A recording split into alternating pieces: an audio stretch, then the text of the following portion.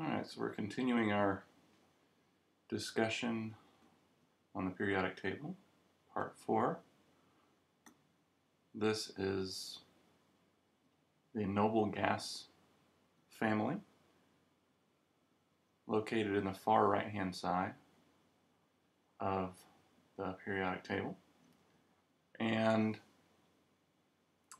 it is full of elements that are very unreactive. Another name for these would be inert gases. And another term we've already discussed that comes into play here is valence. The reason that these elements are all extremely inert is because they all have full outer shells. Other than helium, their valence is 8. And we said earlier that 8 is kind of this magic number that if you have a valence of 8, you achieve stability and you don't want to react. So these are kind of the snobs, to use a good analogy, of the element world. They do not want to associate with any other element. Now, helium, of course, even though it is a noble gas, it does not have a valence of 8. It has a valence of 2. We haven't talked about electron configuration yet, but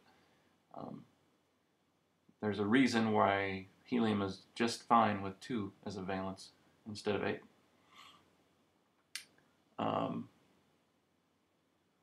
Anything about the noble gases, radon is radioactive.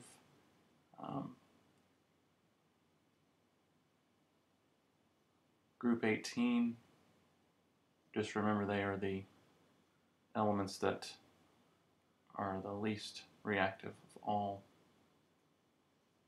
periodic table elements. Intertransition metals.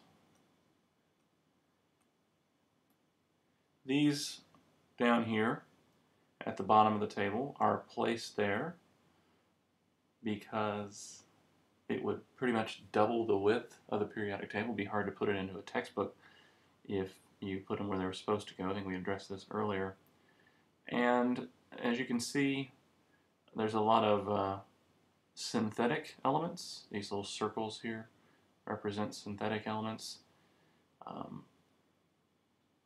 They are called the intertransition because they are found on the inside of the periodic table, and they're still part of the transition metals. That they're in a more central location.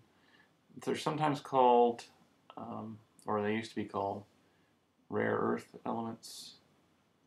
And that's not necessarily because they're rare. It just happens to be that they're hard to get. So it's not that they're rare on Earth. They're just difficult to get out of the Earth's crust.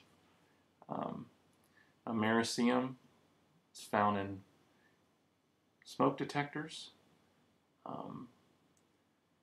and there's actually some of these elements are found in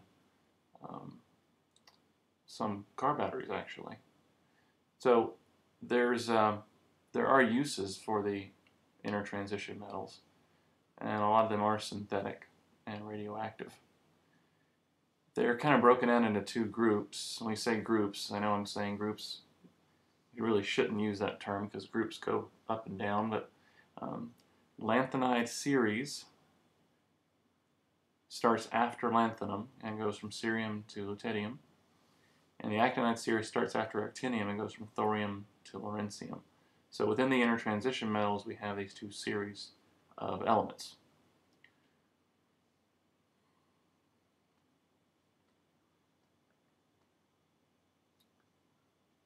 Now, just to clarify our differences here, make sure we know the various properties of our different substances. Metals have luster, that just means they're shiny. Malleable, That just means that they can be flattened into thin sheets. They're very easy to bend. They are good conductors of electricity. They're ductile. That just means that they can be drawn into wires easily.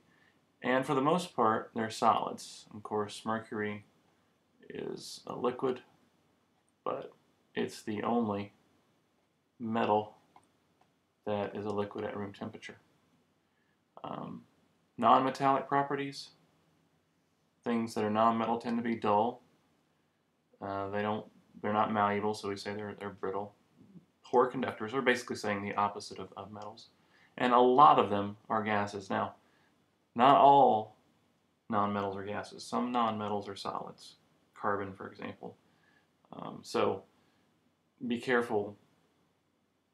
It's very easy to confuse. Gases are all non-metals, but all non-metals are not gases.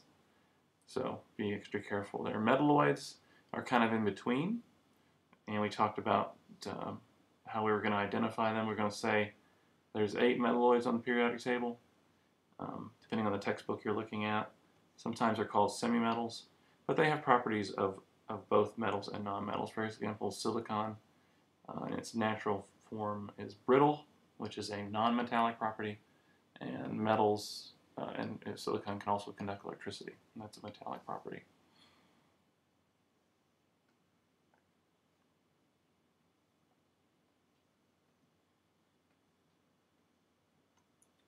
And then we've already discussed this, but all the blue areas you see here, those are metals, yellows are non-metals, and then you have in this green area the metalloids.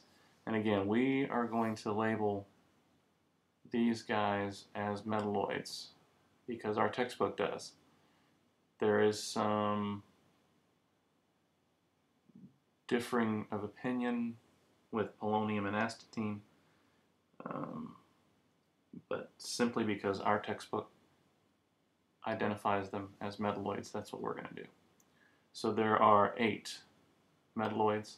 Aluminum looks like it should be a metalloid. It's in the position of one, but it's not. It is a true metal.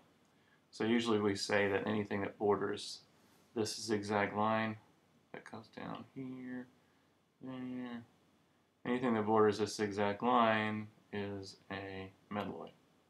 So 1, 2, 3, 4, 5, 6, 7, 8. We don't extend it down here because we don't know enough about these elements that are initially have been discovered but not confirmed. And that concludes our periodic table PowerPoint, part 4.